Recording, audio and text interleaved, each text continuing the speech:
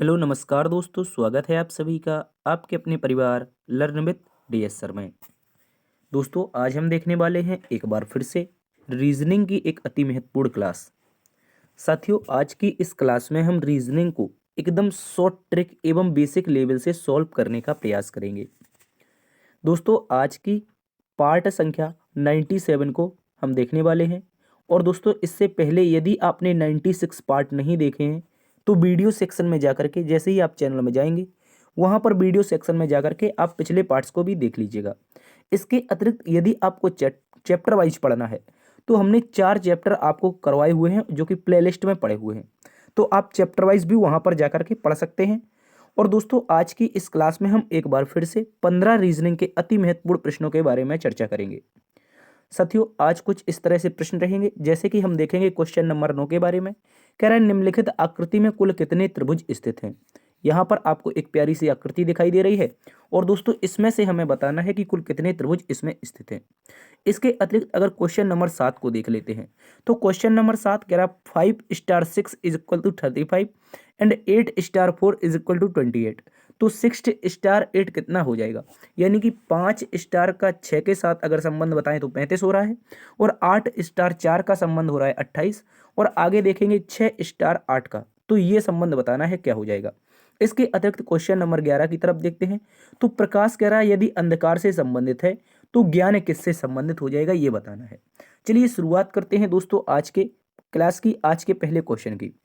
इससे पहले दोस्तों ये जो अपनी रीजनिंग की क्लास है कौन कौन से एग्जाम्स के लिए इंपॉर्टेंट साबित होने वाली है, तो याद रखेंगे SSC GD MTS CHSL CGL CPO UPSI UP police Bihar police Agniveer clerk Rajasthan police Delhi police railway group D NTPC DFCCIL ALP IBPS navy Madhya Pradesh police CRPF DRDO CISF ITBP CTET DSSSB UKPSC दरोगा UP triple S C PET UPPSC MPPSC BPSC super TET UP PET तथा UP TET और भी प्रतियोगी परीक्षाएं जिसमें भी आपका reasoning पूछा जाता है उन सभी एग्जाम्स के लिए दोस्तों ये अपनी क्लास बहुत ही शानदार बहुत ही दमदार साबित होने वाली है। चलिए चलते हैं आज के पहले प्रश्न की तरफ। इससे पहले एक छोटी सी क्विक अपडेट जान लीजिए। आप हमें इंस्टाग्राम पर फॉलो कर सकते हैं, यहाँ पर 1672 के आसपास फॉलोअर हमारे हो चुके हैं। और दोस्तों यहाँ पर हम आपके लिए कुछ नया करने का प्लान कर रहे हैं, जैसे कि जीएस के प्रश्न, जैसे कि आपके स्टोरी में कुछ मोस्ट इंपोर्टेंट करंट अफेयर के प्रश्न, ये सारी की सारी चीज़ें बहुत जल्द हम आपके साथ इंस्टाग्राम पर साझा करने वाले हैं। और यदि आपको इस क्लास का दोस्तों पीडीएफ प्राप्त करना है तो आप इस क्लास का पीडीएफ प्राप्त करने के लिए हमारे टेलीग्राम ग्रुप को ज्वाइन कीजिए, जो कि डिस्क्रिप्शन में दिए गए लिंक के माध्यम से दोनों की दोनों लिंक इंस्टाग्राम का और टेलीग्राम का दोनों डिस्क्रिप्शन में है। ठीक है दोस्तों, तो बढ़ते हैं आज के पहले प्रश्न की तरफ। आज का पहला प्रश्न है क्वेश्चन नंबर 1। क्वेश्चन नंबर 1 में दोस्तों हमसे कहा है, कह रहा है निम्नलिखित विकल्पों में से कौन सा विकल्प नीचे दिए गए शब्दों को सार्थक क्रम में दर्शाएगा। यहाँ पर हमें क्या बताना है दोस्तों, एक ऐसा विकल्प छांट करके बताना है जो हमारे क्या करेगा, नीचे ये शब्द दे रखे हैं 4, इन 4 शब्दों को क्या करेगा, सार्थक क्रम में बनाएगा। तो दोस्तों 4 शब्द, सबसे पहले नींव रखना, पलस्तर करना, निर्माण करना और पेंट करना। तो इनमें सबसे पहले क्या आएगा, देखिए यदि आप एक मकान का निर्माण कर रहे हैं तो आप सबसे पहले क्या करेंगे, उस मकान की नींव रखेंगे। तो मतलब पहला वाला पहले स्थान पर आना चाहिए। जब नींव हो जाएगी उस मकान की तो आप क्या करेंगे, उस नींव के ऊपर दोस्तों निर्माण कार्य शुरू करेंगे। क्या करेंगे दोस्तों, याद रखेंगे, आप उसके ऊपर निर्माण कार्य शुरू करेंगे। ठीक है, तो निर्माण कार्य मतलब 1 के बाद 3 आना चाहिए। देखिए 1 के बाद यहाँ पर 2 है, ये गलत है। यहाँ पर 3 से शुरुआत है, ये गलत है। और ऑप्शन नंबर सी भी गलत है। और केवल ऑप्शन नंबर बी 1 के बाद 3 आ रहा है। उसके बाद हम क्या करेंगे, जब निर्माण हो जाएगा तो दोस्तों प्लस्तर कर देंगे। पक्का करेंगे ना, तो प्लस्तर कर देंगे। ठीक है, प्लस्तर करने के बाद क्या होगा, उसमें जब प्लस्तर हो जाएगा तो अच्छा दिखने के लिए पेंट भी करना पड़ेगा। तो इस तरह से बनेगा, क्या बनेगा, 1 3 उसके बाद 2 आगे हमारा 4 बन जाएगा। ठीक है, इस तरह से आप लोग इसको अच्छे से याद रखेंगे। चलते हैं साथियों अगले प्रश्न की तरफ। अगला प्रश्न है हमारे पास क्वेश्चन नंबर 2। क्वेश्चन नंबर 2 में कहा है दोस्तों डायरेक्शन एंड डिस्टेंस का एक बहुत ही शानदार प्रश्न। पंकज 5 किलोमीटर उत्तर की तरफ चलता है, उसके बाद बाएं तरफ घूमकर 4 किलोमीटर चलता है, दोबारा बाएं घूमकर 9 किलोमीटर चलता है, इसके बाद बाएं घूमकर 7 किलोमीटर चलता है। तदनुसार वह अपने आरंभिक बिंदु से कितनी दूर पहुंचा है ये बताना है, यानी कि दूरी बताना है। तो दोस्तों इसको क्यों ना हम इसको यहीं पर सॉल्व कर लेते हैं। देखिए कैसे सॉल्व करेंगे, तो देखो सबसे पहले पंकज नाम का लड़का है, कहाँ पर जा रहा है, उत्तर की ओर जा रहा है। तो उत्तर की ओर देखिए, यहाँ पर उत्तर की ओर गया है और उसने दूरी कितनी तय की है, तो आप कहेंगे सर 5 किलोमीटर की दूरी तय की है। अब उसके बाद उसे बाएं मोड़ना है, कहाँ पर मोड़ना है, 1 मिनट, इसको यहाँ पर बनाते हैं दोस्तों। ये पंकज नाम का लड़का उत्तर की ओर गया और इसने दूरी दोस्तों 5 किलोमीटर की तय की है। उसके बाद अब कह रहा है दोस्तों, है क्या कह रहा है, बाएं मुड़ा है, घूमकर 4 किलोमीटर चलता है। तो देखिए उत्तर में मुख होने के कारण जब वो बाएं घूमेगा तो बाएं दिशा ये वाली बनेगी, ठीक है। और इस तरफ जब जाएगा और उसकी दूरी जो होगी वो भी याद रखनी है आपको, कितनी दोस्तों, 4 किलोमीटर, ठीक है। इसके बाद दोबारा बाएं घुमा और 9 किलोमीटर चला, यानी कि अब की बार कितना चला, याद रखेंगे 9 किलोमीटर चला। तो यहाँ पर बाएं घूमेगा, नीचे की ओर जाएगा और 9 किलोमीटर चला जाएगा। उसके बाद दोस्तों क्या करेगा, अब अगर उसे दोबारा से बाएं घूमना है, देखिए मुख मेरा कहाँ पर है, दक्षिण दिशा में है, मुख दक्षिण दिशा में है, यानी कि यहाँ पर, ठीक है। 9 के जब लास्ट में बिंदु पर आए थे, यानी कि इस बिंदु पर, ठीक है। और यहाँ से हमें अब बाएं घूमना है और दूरी कितनी तय करनी है, 7 किलोमीटर। तो दोस्तों जब मेरा मुख दक्षिण दिशा में है और मैं बाएं चलूंगा तो 7 किलोमीटर कुछ इस प्रकार से चला जाऊंगा। कैसे चला जाऊंगा, इस प्रकार से। तो ये दूरी हमारी बनेगी 7 किलोमीटर। कितनी बनेगी, 7 km। इसको यहाँ पर लिख देते हैं, यहाँ से ये दूरी बनेगी 7 किलोमीटर, ठीक है। इसको याद रखेंगे। इसके बाद अब वह कह रहा है तदनुसार अब वह आरंभिक बिंदु से कितनी दूर है। तो दोस्तों आप पहले इसको समझिए। देखिए यहाँ पर ये जो दूरी है, 1 मिनट, यहाँ पर कलर चेंज कर लेते हैं। ये जो दूरी है 5 है और ये जो दूरी है 9 है। तो हम क्यों ना यहाँ पर ये दूरी आपस में समान बना ले। ये दूरी समान बना लेंगे तो ये कितनी बचेगी, आप कहेंगे सर 4 बचेगी, ठीक है। यहाँ पर 4 हो जाएगी। उसके बाद यहाँ पर जब हमारी 4 हो जाएगी तो ये दूरी कितनी आएगी, आप कहेंगे सर 4 आ जाएगी, ठीक है। ये वाली 4 हो गई, ठीक है, ये वाली 4 हो गई। तो क्या किया मैंने, एक बार नीचे 4 चला हूँ और इसकी ये भी डिस्टेंस कितनी तय की है, तो 4 किलोमीटर, ठीक है। इसको आप लोग अच्छे से याद रखेंगे। तो ये दूरी अगर 4 है, गौर से समझना, अगर ये दूरी 4 है तो ये वाली भी दूरी कितनी हो जाएगी, आप कहेंगे सर 4 हो जाएगी। और उसके बाद कितनी बनेगी, 7 चला है और यहाँ पर 4 थी ऊपर, तो यहाँ पर 4 ये वाली हो जाएगी, तो कितनी बचेगी शेष, तो 3 बचेगी। तो 3 4 का एक पैटर्न बना है, 3 4 का पैटर्न बना है और एक यहाँ पर ऐसा ट्राइंगल बनेगा। देखिए मैं कलर चेंज करके आपको समझाता हूँ। यहाँ पर देखना है कुछ इस तरह से एक ट्राइंगल बनेगा। तो अगर ये दूरी हमारी कितनी है, याद रखेंगे 3 है, 1 मिनट, ये दूरी यदि हमारी कितनी है, याद रखेंगे 4 है, तो नीचे वाली दूरी 3 है और ये बनेगा कड़ कितने का बनेगा, आप कहेंगे यदि 4 3 आया है तो 5 जरूर आएगा। क्या आएगा दोस्तों, 5 जरूर आएगा। तो इस प्रकार से विकल्प नंबर बी 5 किलोमीटर की दूरी हो जाएगी, क्योंकि हमारा कुछ इस तरह का आकृति बच रहा है, इस तरह का एक्स्ट्रा आकृति बच रहा है। यहाँ पर की दूरी जो है ये दोस्तों हमारी 4 है और यहाँ की दूरी 3 है और ये दूरी अपने आप 5 हो जाएगी, क्योंकि हमने ट्रिपलेट पढ़ा है, एक 3 4 5 का एक ट्रिपलेट पढ़ा है। तो वो कड़ कितने का होगा, 5 का होगा। 5 किलोमीटर इसका सही उत्तर है। चलते हैं अगले प्रश्न की तरफ। अगला प्रश्न है दोस्तों क्वेश्चन नंबर 3। क्वेश्चन नंबर 3 में दोस्तों हमसे कहा है निम्नलिखित विकल्पों में से वह विकल्प चुनिए जो शब्द के अक्षरों का प्रयोग करके नहीं बनाया जा सकता है। यानी कि यहाँ पर एक शब्द दे रखा है डिटर्मिनेशन। क्या दे रखा है दोस्तों, डिटर्मिनेशन, और इसका प्रयोग करके कौन सा विकल्प नहीं बना सकते हैं। देखिए तो सबसे पहले चेक करते हैं, यहाँ पर DETE, तो आप कहेंगे DETE, ये मिल गई। उसके बाद NTION, तो N और TION, यानी कि ऑप्शन नंबर 1, जो ऑप्शन नंबर 1 है वो हम बना सकते हैं। इसके बाद डेस्टिनेशन देखते हैं, तो DES, तो आप देखेंगे यहाँ पर डिटर्मिनेशन में क्या आपको कहीं पर भी S दिखाई दे रहा है। दोस्तों याद रखिए, क्या डिटर्मिनेशन में आपको कहीं भी S दिखाई दे रहा है, आप कहेंगे नहीं दिखाई दे रहा। लेकिन हमें डेस्टिनेशन में क्यों दिखाई दे रहा है, क्योंकि ये गलत है, इसको हम नहीं बना सकते हैं। और क्या पूछा था, नहीं बना सकते हैं। तो नहीं कौन बना सकते हैं, आप कहेंगे सर ऑप्शन नंबर बी ऐसा विकल्प है जिसको हम नहीं बना सकते हैं। तो क्या आगे चेक करने की जरूरत है, चलिए कर लेते हैं, कोई बात नहीं। तो टर्मिनेट ये लिखा है TER, तो TER देखेंगे यहाँ पर TER MINAT और दोस्तों लास्ट में ई हो जाएगा। तो टर्मिनेट यहाँ पर हम इस तरह से लिख देंगे, यानी कि विकल्प नंबर जो हमारा कौन सा होगा, आप कहेंगे विकल्प नंबर जो प्यारे दोस्तों हमारा सी होगा, ये बनाया जा सकता है। इसके बाद डोमिनेट, तो D, उसके बाद O, उसके बाद M, उसके बाद E, फिर NATE, तो डोमिनेट भी बना सकते हैं। तो ये भी बन सकता है, केवल और केवल विकल्प नंबर जो बी है वो हम नहीं बना सकते हैं, ठीक है। इसको याद रखेंगे। चलते हैं अगले प्रश्न की तरफ।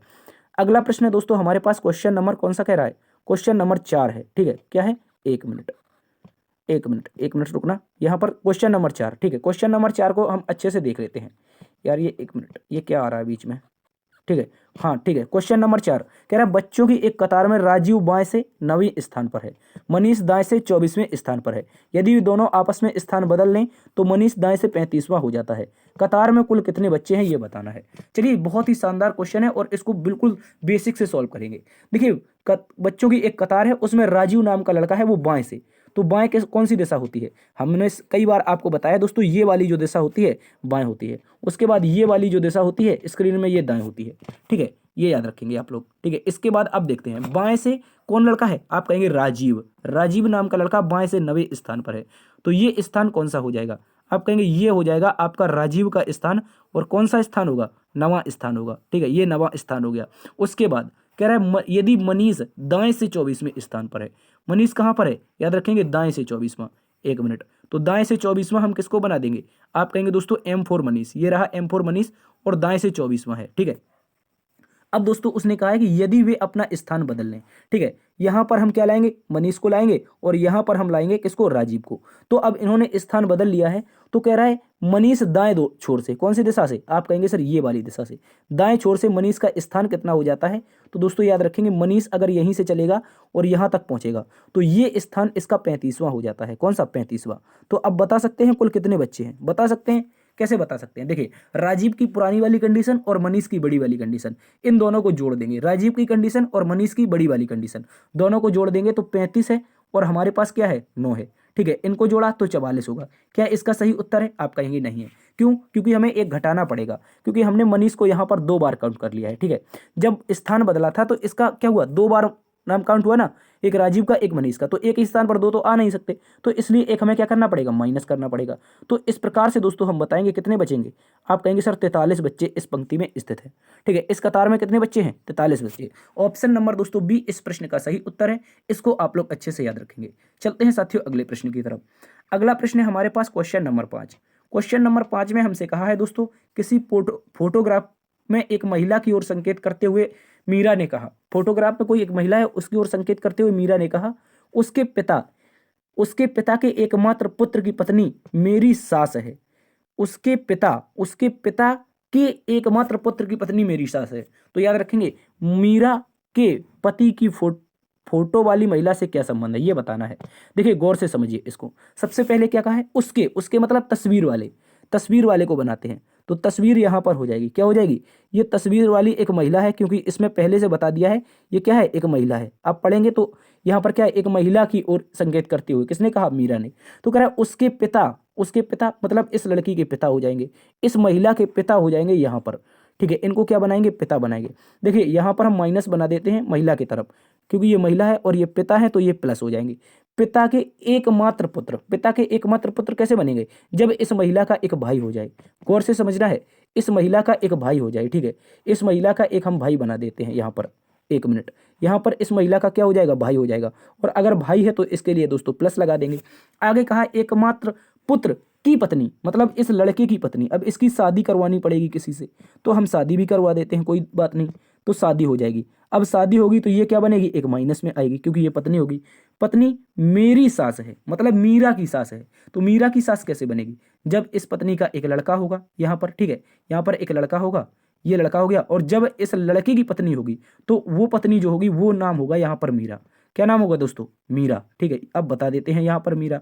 अब क्या कह रहा है, मीरा के पति कौन, ये वाला लड़का का उस फोटो वाली महिला से क्या संबंध है, मतलब ये रहा क्या, आप कहेंगे लड़का, और इस लड़के का ये रहा पिता, और ये पिता की बहन है, तो आप क्या कहेंगे, महिला से, तो महिला क्या कहेगी, ये चित्र वाली महिला क्या कहेगी, मेरे भाई का लड़का मतलब मेरा भतीजा। गौर से समझना है, मेरे भाई का लड़का मतलब मेरा भतीजा। दोस्तों इस प्रश्न का उत्तर ऑप्शन नंबर ए इस प्रश्न का उत्तर है, इसको आप लोग अच्छे से याद रखेंगे। मोस्ट इंपोर्टेंट क्वेश्चन है, जो आपके एग्जाम में SSC GD में 3 बार पूछा गया है, ठीक है। चलते हैं दोस्तों अगले प्रश्न की तरफ। अगला प्रश्न है दोस्तों क्वेश्चन नंबर 6, न्याय और निगमन का एक शानदार क्वेश्चन है, इसको देखते हैं। कह रहा है कथन, सभी घोड़े बैलगाड़ियां हैं, सभी बैलगाड़ियां बकरियां हैं। तो सबसे पहले इसका चित्र बनाते हैं, क्या बनाएंगे, सभी घोड़े। तो इसके लिए क्या लिखेंगे, एक मिनट, छोटा सा सर्कल बनाते हैं और इस छोटे से सर्कल में सभी घोड़े बना देते हैं। क्या बना देते हैं, घोड़े। जितने भी घोड़े हैं दोस्तों वो क्या है, बैलगाड़ियां हैं। तो यहाँ पर हम क्या लिख देंगे, बैलगाड़ियां, ठीक है, शॉर्ट में लिख देते हैं। उसके बाद जितनी भी बैलगाड़ियां हैं वो सारी की सारी बैलगाड़ियां क्या हैं, आप कहेंगे सर बकरियां हैं। ज़्यादा बड़ा सर्कल हो रहा है यार, ठीक है, एक मिनट। जितने भी हॉर्स, यहाँ पर इंग्लिश में लिख देते, जितने भी हॉर्स हैं वो क्या हैं, बैलगाड़ियां हैं, यानी कि बुल कार्ट है, ठीक है, ये हो गया बुल कार्ट। उसके बाद क्या हो जाएगा, आगे सभी बुल कार्ट क्या हैं, गोट हैं, यानी कि बकरियां हैं। तो ये ऐसा बनेगा, ठीक है, इसको याद रखेंगे। अब निष्कर्ष पढ़िए, कह रहा है सभी घोड़े बकरियां हैं, क्या सारे के सारे घोड़े, याद रखेंगे, क्या सारे के सारे दोस्तों घोड़े बकरियों के अंतर्गत आ रहे हैं? आप कहेंगे घोड़े ये हैं, ठीक है, आप कहेंगे घोड़े ये हैं और बड़ा सा सर्कल बकरियों का है, यानी कि बकरियों के सर्कल आसानी से अंदर घोड़े का सर्कल आ रहा है, बकरियों के सर्कल में आसानी से अंदर घोड़े का सर्कल आ रहा है, तो ये वाला क्या हो जाएगा? सही उत्तर हो जाएगा। इसके बाद पढ़ते हैं, इसके बाद सभी बकरियां घोड़े हैं। क्या सभी बकरियां? देखिए अभी कह रहा था सभी घोड़े बकरियां हैं, तो मैंने बना दिया। इसके बाद यहां पर क्या है? गोट, मतलब बड़ा सा सर्कल, और ये एक छोटा सा सर्कल। क्या इस छोटे से सर्कल में ये बड़ा वाला सर्कल आ सकता है? आप कहेंगे बिल्कुल नहीं आ सकता है। कुछ पार्ट तो आ सकता है, लेकिन बड़ा वाले सर्कल का पूरा पार्ट नहीं आएगा, तो मतलब ये वाला गलत है। तो अब इस स्थिति में क्या कहेंगे? इस स्थिति में क्या कहेंगे दोस्तों? हम कहेंगे केवल और केवल निष्कर्ष एक सही है। क्या है दोस्तों? केवल और केवल निष्कर्ष एक सही है। इस प्रश्न को आप लोग अच्छे से याद रखेंगे। चलते हैं दोस्तों अगले प्रश्न की तरफ। अगला प्रश्न है हमारे पास क्वेश्चन नंबर 7। क्वेश्चन नंबर 7 एक अति महत्वपूर्ण प्रश्न है जो आपके एग्जाम में पूछा गया था। कह रहे कुछ समीकरण एक विशेष प्रणाली के आधार पर हल किए गए हैं, उसी आधार पर अनुत्तरित समीकरण का सही उत्तर बताइए।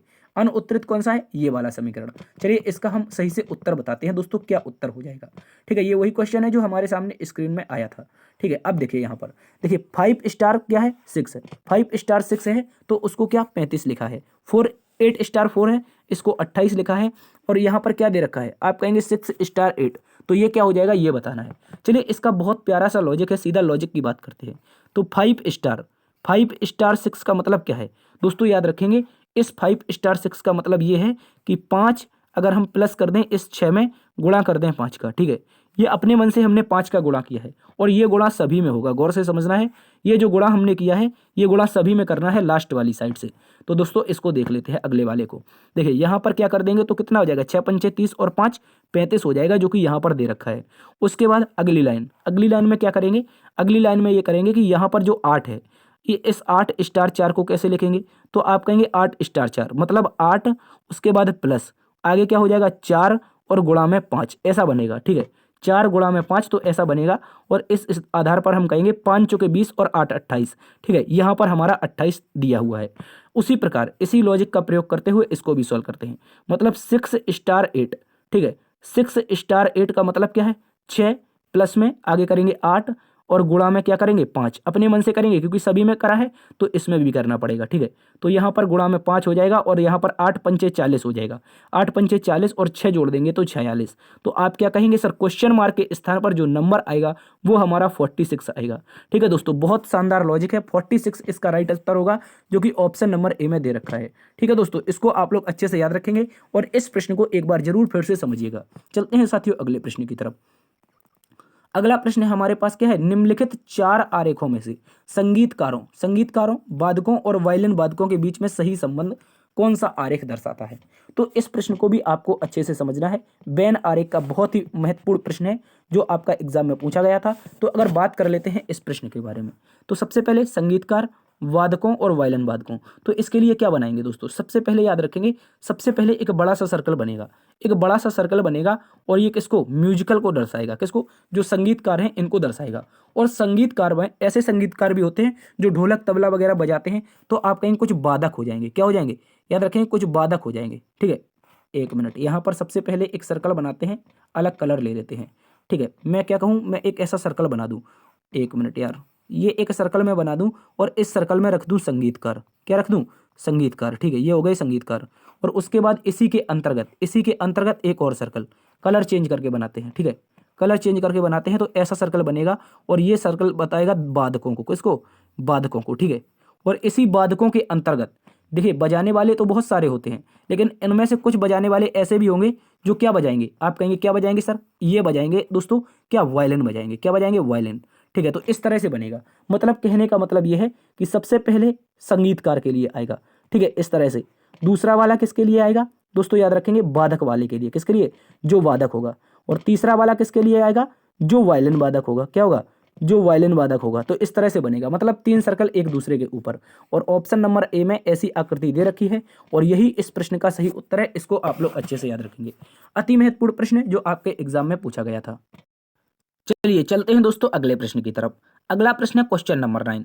क्वेश्चन नंबर 9 में कहा है कि निम्नलिखित आकृति में कुल कितने त्रिभुज स्थित हैं, ये बताना है। तो दोस्तों आकृति में त्रिभुज बताना है, उसके लिए एक पहले ट्रिक याद रखिए।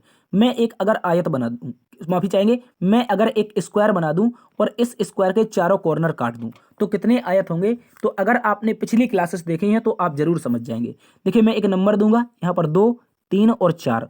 तो ऐसी स्थिति में क्या करते हैं, सबसे बड़ा वाला नंबर जो होता है उसका डबल कर देते हैं।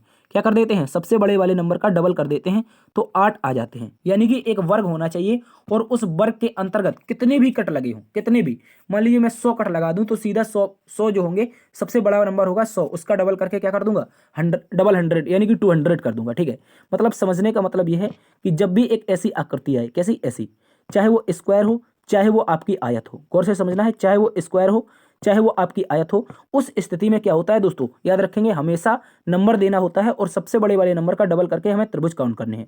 कैसे, इसको समझिए, मैं क्वेश्चन करूंगा आप समझ जाएंगे। यहाँ पर 1 number, 2 number, 3 number, 4 number, 5 number और 6 नंबर। ठीक है, मैंने यहाँ पर 6 नंबर दिए, तो सबसे बड़ा नंबर कौन आया दोस्तों, जैसे कि यहाँ पर 1, 2, 3 और 4, तो सबसे बड़ा 4 आया था तो मैंने डबल 8 किया था। लेकिन यहाँ पर सबसे बड़ा कौन है, 6, तो 6 का डबल करूंगा दोस्तों, क्या हो जाएगा, आप कहेंगे 6 का डबल अगर करेंगे सर तो यहाँ पर हो जाएगा हमारा 12, कितना, 12 हो जाएगा। उसके बाद कुछ और एक ट्रिक याद रखनी है। कैसी ट्रिक, देखिए मैं अगर इस तरह की आकृति बनाऊं तो इस तरह की आकृति में यदि आप पिछले पुराने स्टूडेंट हैं तो आपको जरूर पता होगा, हमने बताया था 1 और 2 और दोनों को आपस में जोड़ देना है, 3 हो जाएगा। ये कैसे होता है, देखिए ये एक आकृति यहाँ पर बनती है, दूसरी आकृति इसके जस्ट अपोजिट बनती है, उसके बाद तीसरी आकृति इन दोनों से मिलाकर बनती है। तो सीधा सीधा एक लॉजिक लगाना है, 1+2 = 3, यानी कि टोटल इसमें 3 त्रिभुज हैं। और ऐसी ही आकृति हमें एक जगह बनी दिखाई दे रही है, वो कहाँ पर है दोस्तों, आप कहेंगे यहाँ पर है। देखिए ये वाली आकृति ऐसी है और सेम अपोजिट आकृति इसके नीचे ऐसी वाली है। तो आप कहेंगे 3 यहाँ से प्राप्त हो जाएंगे सर और 3 यहाँ से प्राप्त हो जाएंगे। ठीक है, 3 यहाँ से, 3 यहाँ से। ठीक है, इसको आप लोग अच्छे से याद रखेंगे। तो 12 और प्लस 6 करेंगे दोस्तों, कितना हो जाएगा, 18 हो जाएगा। ठीक है, इसके बाद अब और भी त्रिभुज हैं, कौन कौन है तो उसको भी अच्छे से समझिए। मैं कलर चेंज करके बताता हूँ दोस्तों। देखिए एक ये वाला त्रिभुज अभी तक हमने काउंट किया था, आप कहेंगे बिल्कुल नहीं किया था। इन दोनों से मिलाकर के अगर बनाएं तो एक बनेगा और जस्ट अपोजिट एक और बनाए तो एक ये भी बनेगा। ठीक है, यहाँ पर कितने मिल गए, आप कहेंगे सर 2 मिल गए, तो +2 फिर से कर दीजिए, +2 हो गया। उसके बाद कलर चेंज और आगे काम करते हैं। तो ये वाली आकृति, क्या हमने ऐसे अभी तक कोई त्रिभुज इन दोनों से जोड़कर बनाया था, इन दोनों से जोड़कर बनाया था, आप कहेंगे नहीं बनाया था। ऐसे जोड़कर बनाया था तो कहेंगे नहीं बनाया था। तो ये क्या हो जाएंगे, 2 यहाँ पर भी हो जाएंगे दोस्तों, कितने, 2 यहाँ पर भी हो जाएंगे। तो +2 एक बार फिर से कर देंगे, तो 12, 6, 18, 18 और 4, 2, 2, 4 यानी कि 22। टोटल त्रिभुज कितने मिलेंगे दोस्तों, 22 त्रिभुज मिलेंगे। और ऑप्शन नंबर बी में कितने दे रखे हैं, 22 दे रखे हैं। और इस प्रश्न का सही उत्तर दोस्तों हो जाएगा 22। इसको आप लोग अच्छे से याद रखेंगे। चलते हैं दोस्तों अगले प्रश्न की तरफ। अगला प्रश्न है दोस्तों क्वेश्चन नंबर 10, कह रहा है यदि एक कूट भाषा में पैटर्न को ये लिखा जाता है तो उसी कूट भाषा में मेंशन को क्या लिखा जाएगा। देखिए बहुत गौर से समझना है, बहुत शानदार क्वेश्चन है, बहुत आसान तरीके से इसको हम सॉल्व कर सकते हैं। कैसे, सबसे पहले पैटर्न PATT और आगे E और R और N। ठीक है, इस तरह से पैटर्न लिखा है। इसका कोड कैसे बनाया गया है दोस्तों, याद रखिए यहाँ से ऐसा बनाया गया है, गौर से समझना है। कैसे, मैं अगर यहाँ पर ऐसे नंबर दे दूँ 1, 2, 3, 4, 5, 6 और 7, तो इसको क्या किया गया है, इसको ऐसा लिखा है 7, 6, 5, 4, 3, 2, 1। मतलब कहने का मतलब ये है दोस्तों, गौर से समझना है, N के बाद R के बाद E के बाद T, ठीक है, T और उसके बाद A और A के बाद P। मतलब ये लिखा है ना, बिल्कुल सेम टू सेम। यानी कि पहले पैटर्न लिखना है और पीछे से लिखते चले जाना है, इस तरह से पीछे से लिखते चले जाना है। उसी प्रकार मेंशन, मतलब N से शुरुआत होनी चाहिए ऑप्शन की, सभी की हो रही है। NOI कौन कौन से में है, यहाँ पर NOI नहीं है, यहाँ पर भी NOI नहीं है। उसके बाद अब ऑप्शन नंबर किसको देखेंगे, आप कहेंगे सर ऑप्शन नंबर A और C में देखेंगे। तो आगे क्या होना चाहिए, NOIT के बाद क्या होना चाहिए, N होना चाहिए। NOIT के बाद N होना चाहिए, तो ये गलत हो जाएगा। तो ऑप्शन नंबर C यहाँ पर इस प्रश्न का सही उत्तर बनेगा। इसको दोस्तों आप लोग अच्छे से याद रखेंगे, मोस्ट इंपोर्टेंट क्वेश्चन है जो आपके एग्जाम में पूछा गया था। चलते हैं दोस्तों अगले प्रश्न की तरफ। अगला प्रश्न है हमारे पास क्वेश्चन नंबर 11। क्वेश्चन नंबर 11 में दोस्तों हमसे कहा है प्रकाश अगर अंधकार से संबंधित है तो ज्ञान किससे संबंधित हो जाएगा। तो इसको भी आप लोगों को समझना है, प्रकाश अंधकार से कैसे संबंधित है। दोस्तों प्रकाश का जो अपोजिट होता है, प्रकाश का जो अपोजिट होता है यानी कि विलोम होता है, प्रकाश का जो विलोम होता है वो अंधकार होता है। उसी प्रकार ज्ञान का जो विलोम बनेगा वो हमारा सही उत्तर होगा। और ज्ञान का विलोम क्या होता है, आप कहेंगे ज्ञान का विलोम सर होता है अज्ञान। क्या होता है दोस्तों, ज्ञान का विलोम अज्ञान, आ का मतलब नहीं होता है और ज्ञान का मतलब ज्ञान, जिसको ज्ञानी है मतलब जिसको ज्ञान है वो ज्ञान, और जिसको ज्ञान नहीं है वो अज्ञान। मतलब ऑप्शन नंबर ए इस प्रश्न का सही उत्तर है, इसको आप लोग अच्छे से याद रखेंगे। ठीक है दोस्तों, ज्ञान का अज्ञान, प्रकाश का अंधकार। चलते हैं अगले प्रश्न की तरफ। अगला प्रश्न है दोस्तों क्वेश्चन नंबर 12। क्वेश्चन नंबर 12 को भी अच्छे से समझिएगा, बहुत शानदार प्रश्न है। कह रहा है ए का अर्थ घटाना, बी का अर्थ भाग, सी का अर्थ जोड़ और डी का अर्थ गुणा है, तो इस समीकरण का उत्तर क्या होगा? ये समीकरण का उत्तर बताना है। चलिए बता देते हैं, क्यों ना बता दें, चलिए बता देंगे। सबसे पहले क्या लिखेंगे? 294 लिखेंगे। ठीक है, 294 के बाद प्रतीक तो लिखेंगे नहीं क्योंकि इनका चिन्ह बदलना है, तो उसके बाद क्या लिखेंगे? 6 लिखेंगे। उसके बाद क्या लिखेंगे दोस्तों? आप कहेंगे आगे लिखेंगे 30, ठीक है, 30 लिखेंगे। उसके बाद 31 लिखेंगे। उसके बाद 4 लिखेंगे। तो इस तरह से अब हम प्रतीकों का बदल देते हैं। तो प्रतीकों को बदलेंगे दोस्तों, आप कहेंगे ए का जो अर्थ है, ए का जो अर्थ है वो घटाना है, मतलब 6 और 30 के बीच में माइनस होना चाहिए, और बी का जो अर्थ है वो भाग है, तो यहाँ पर दोस्तों पहले स्थान पर भाग आना चाहिए। सी का जो अर्थ है दोस्तों वो जोड़ है। ठीक है, एक मिनट, सी का अर्थ क्या है? आप कहेंगे सर जोड़ है। उसके बाद आगे देखेंगे तो डी का अर्थ क्या है? आप कहेंगे सर गुणा है। ठीक है, गुणा कर देंगे। अब देखिए इस प्रश्न को समझिए। तो दोस्तों अगर हम सबसे पहले बोर्ड मास का प्रयोग करेंगे तो क्या सॉल्व करेंगे? आप कहेंगे सर भाग सॉल्व करेंगे, और भाग सॉल्व करेंगे तो 6 से भाग देंगे। 6 चौके 24, 6 चौके 24, 5 बचेगा, 6 9 54, माइनस करेंगे 30। ठीक है, माइनस करेंगे 30 और प्लस करेंगे 31 गुणा 4, 31 गुणा 4, 31 दूनी 62 और 62 दूनी 124, इस तरह से बनेगा। और अब बोर्ड मास में पहले जोड़ते हैं उसके बाद घटाते हैं, पहले जोड़ देंगे उसके बाद घटा देंगे। तो पहले जोड़ेंगे, यहाँ पर 50 मान लेते हैं, 50 20 70 मतलब 173। ठीक है, 173 में अगर 30 जाएगा तो आप कहेंगे सर 143 बचेगा, 143। ठीक है, 143 बचेगा, और इस प्रश्न का उत्तर भी हमारा 143 हो जाएगा। इसको आप लोग अच्छे से याद रखेंगे। चलते हैं दोस्तों अगले प्रश्न की तरफ। अगला प्रश्न है हमारे पास, क्वेश्चन नंबर कौन सा है? 13वें नंबर का। क्वेश्चन नंबर 13 में हमसे कहा है निम्नलिखित प्रश्न का सही उत्तर ज्ञात, माफी चाहेंगे, निम्नलिखित प्रश्न में दिए गए विकल्पों में से लुप्त अंक को ज्ञात कीजिए। क्या बताना है? लुप्त अंक बताना है। अगर दोस्तों बात करें इस प्रश्न के लॉजिक के बारे में, तो आपको समझना है यहाँ पर 7 है, यहाँ पर 11 है और यहाँ पर 8 है, मतलब कुछ बड़े बड़े से नंबर आ रहे हैं। तो क्वेश्चन मार्क के स्थान पर तो बहुत बड़े नंबर हैं, तो इनमें से बताइए कौन सा नंबर आएगा। तो गौर से आपको इस प्रश्न को सबसे पहले समझना है। बहुत सारे स्टूडेंट को इस प्रकार के प्रश्न में दिक्कत होती है, तो आपको टेंशन नहीं लेना है। देखिए यहाँ पर क्या है? 7, ये क्या है? 3। तो इस 7 के ऊपर 3 को चिपका देंगे। ठीक है, इस 7 के ऊपर 3 को चिपका देंगे तो ये क्या बन जाएगा? 7 का क्यूब, और माइनस कर देंगे दोस्तों, क्या हो जाएगा? 343। सबसे पहले 7 का क्यूब कितना होता है? आप कहेंगे सर 343, 343, और माइनस 7 करेंगे तो बचेगा 336। ठीक है, इस तरह का लॉजिक बन रहा है। और उसके बाद क्या करेंगे? इस 11 को देखेंगे और इस 11 को इस तरह से लिखेंगे, इसके ऊपर 2 चिपका देंगे, माइनस कर देंगे 11। मतलब जो भी नंबर आगे दे रखा है इसका, इस नंबर से इस तरह से क्यूब करना है, मतलब 3 है तो क्यूब करना है, 11 में 2 है तो स्क्वायर करना है, और माइनस वही संख्या कर देनी है। ठीक है, मतलब इसका समझिए, तो 11 का स्क्वायर माइनस 11 मतलब 121, 121 माइनस 11, तो दोस्तों आपका बचेगा यहाँ पर कितना? आप कहेंगे 121 माइनस 11 मतलब 110, 110 मतलब 110। यहाँ पर दे रखा है, बिल्कुल दे रखा है। अब इसी प्रकार के लॉजिक का सॉल्व करते हुए तो आप कहेंगे यहाँ पर क्या मिला हमें? 8, तो 8 को लिखेंगे, ये है 3, तो मतलब इसके ऊपर चिपका देंगे, मतलब ये क्यूब हो जाएगा। 8 का क्यूब करेंगे और माइनस में 8 कर देंगे। ठीक है, 8 का क्यूब करेंगे, माइनस में 8 कर देंगे। 8 का क्यूब याद होना चाहिए आपको, 512 होता है, माइनस में 8 करेंगे तो 512 माइनस 8 मतलब 504। क्या बनेगा दोस्तों?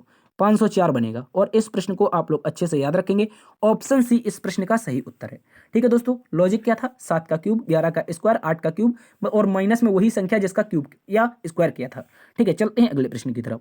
अगला प्रश्न है दोस्तों हमारे पास क्वेश्चन नंबर 14। क्वेश्चन नंबर 14 में हमसे कहा है अक्षरों का कौन सा समूह खाली स्थानों पर क्रमवार रखने से दी गई अक्षर श्रृंखला को पूरा करेगा। यहाँ पर एक बहुत ही शानदार सी अक्षर श्रृंखला दे रखी है, इसमें हमें इसको पूरा करके बताना है कि लॉजिक क्या बनेगा। सबसे पहले खाली स्थान, फिर है दोस्तों ए बी, पहले खाली स्थान फिर ए बी, फिर खाली स्थान पी क्यू। ठीक है, फिर खाली स्थान फिर ए बी। ठीक है दोस्तों, फिर खाली स्थान फिर पी, फिर दोस्तों खाली स्थान। तो इस तरह के नंबर में क्या करते हैं? सबसे पहले दोस्तों total number of term count करते हैं, कुल कितने समूह हैं, कुल कितने अक्षर हैं। 1 2 3 4 5 6 7 8 9 10 11 12, टोटल नंबर ऑफ टर्म कितने हैं? टोटल संख्याएं, टोटल अक्षर कितने हैं? यहाँ पर आप कहेंगे सर टोटल अक्षर हैं 12, और 12 के लिए पेयर बनाएंगे हम दोस्तों, या तो 4 गुणा 3 का, ठीक है, या 3 गुणा 4 का, 4 गुणा 3 का, या 3 गुणा 4 का, या 2 गुणा 6 का, या 6 गुणा 2 का, इस तरह से बनाते हैं। ठीक है, तो अगर इसके लॉजिक की बात करें तो इसका लॉजिक बन क्या सकता है आपको समझना है। देखिए मैं बात करूं ए बी की, ये ए बी है, ये ए बी है, मतलब इसके पहले एक बार डैश है, यहाँ पर भी डैश है, इसके बाद में एक डैश है और यहाँ पर भी डैश है। तो कहने का मतलब है इसको 6 के पार्ट में डिवाइड कर लें।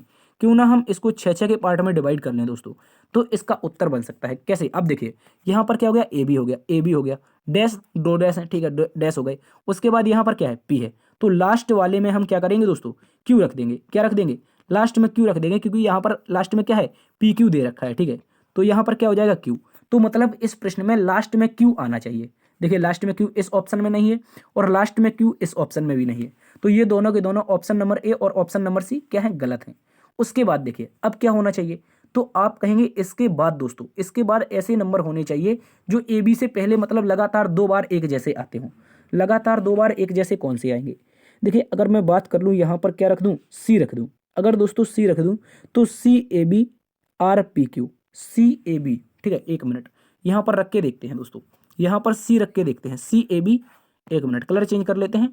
तो दोस्तों हम यहाँ पर रखेंगे सबसे पहले सी ए बी और R P Q, C A B R P Q, ये लॉजिक बन गया। देखिए दोस्तों C A B R P Q का लॉजिक बन गया है, गौर से समझना है। तो सबसे पहले सी आर, फिर से सी आर और लास्ट में क्यू, सी आर क्यू। यहाँ पर है नहीं, गलत है। ऑप्शन नंबर डी इस प्रश्न का सही उत्तर है। ठीक है दोस्तों, इसको आप लोग अच्छे से याद रखेंगे, बहुत शानदार क्वेश्चन है जो आपके एग्जाम में पूछा गया था। चलते हैं अगले प्रश्न की तरफ। अगला प्रश्न है दोस्तों क्वेश्चन नंबर 15। क्वेश्चन नंबर 15 में हमसे कहा है निम्नलिखित आकृति में जल प्रतिबिंब ज्ञात कीजिए। ये इस आकृति में क्या बताना है दोस्तों, जल प्रतिबिंब बताना है। और जल प्रतिबिंब ये एक्स दे रखा है, इसलिए जल प्रतिबिंब बताना है, ठीक है। एक्स के मतलब इस आकृति को ऐसे नीचे पलट के बताना है क्या होगा। तो देखिए इस तरह की आकृति जब भी सॉल्व करेंगे तो जल प्रतिबिंब में दोस्तों क्या होता है, बेसिकली चीजें याद रखिए।